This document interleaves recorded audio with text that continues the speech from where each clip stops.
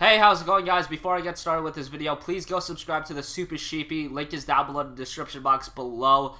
He makes some really good videos, has a lot of good content. He puts a lot of work into his videos, a lot of good production value. And please go subscribe to him. He deserves a lot more subscribers than he has right now. He has 320 subscribers. I'm almost, I'm over 5,000 now. So let's get him upwards of 500 subscribers at least.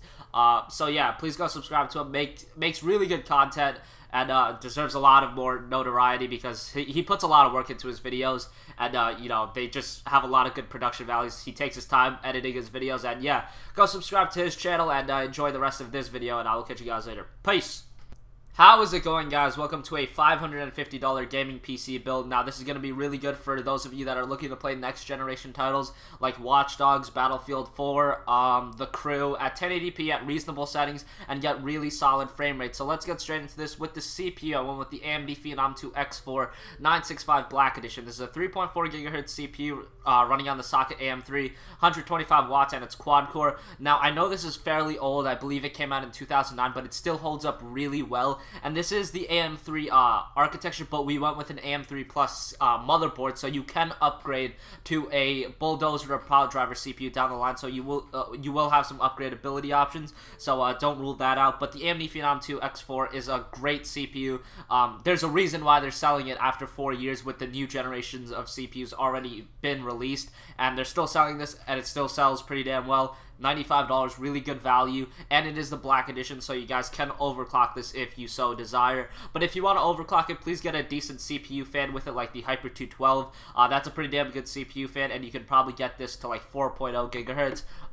The Phenom 2 X4, the stock fan works, but it's pretty terrible. It's pretty loud, and it just doesn't keep the CPU too cold. But it will work, but again, it's not going to be the greatest thing in the world.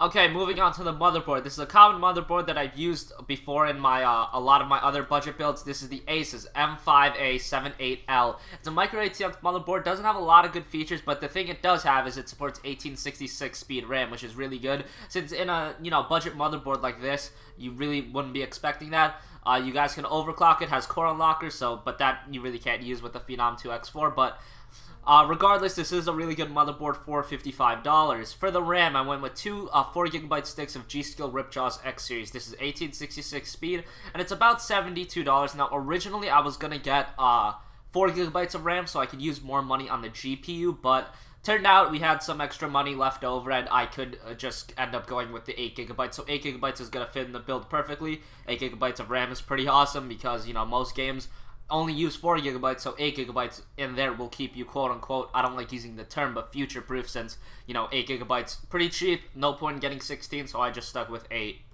Alright, for the graphics card, I went with the Sapphire Radeon HD 7870GHz edition. Now, this is only $200, and it comes with free copies of Far Cry 3, Blood Dragon, Bioshock Infinite, Tomb Raider, and Crysis 3. I've spoken about all those games several times, so I'm not going to go into that. Just know that that is a hell of a value, and the 7870 is a damn good card. And this Sapphire model can be overclocked really well because it is the Sapphire dual fan technology, so you guys can overclock if that's something you guys want to do. But this card is extremely good for 1080p gaming, and it'll perfectly fit your guys' need if you guys are looking to play games like Battlefield 3, Witcher 2, like I said, Battlefield 4. This card can probably run with no problem, and it's just a really damn good value. And again, with all those bonus free games, you really can't go wrong with this graphics card or any other AMD graphics card because most of them do come with these free exclusive games. Alright, for the power supply, I went with the Corsair Builder Series CX430. It's only $20 after a $20 mail-in rebate. You really can't go wrong with this. It's 430 watts, which, it might sound a little low, but these AMD graphics cards really don't use a lot of power, so you guys are going to be perfectly fine.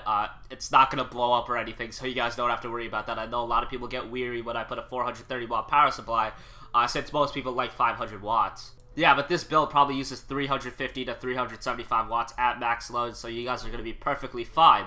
For the hard drive, I went with Western Digital WD Blue 500GB. This is $59, pretty good value. It's 500GB, no SSD in this build, since really no point to spend, 10% of the build or even more just for the for an SSD that has really low storage capacity. So just went with the hard drive. You could add an SSD down the line if you guys really want to. Finally, for the case, I went with the Roswell Challenger mid-tower case. Now, this is only $30 right now on Newegg after a promo code. So that's a really good deal right there. The Challenger is a pretty awesome case.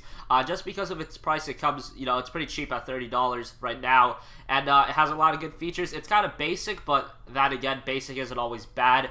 Gets the job done, and that's basically what we're looking for in a cheap build like this. So thanks for watching this video, guys, and go subscribe to the Super Sheepy. Link is down below in the description box below, and I will catch you guys later. Peace!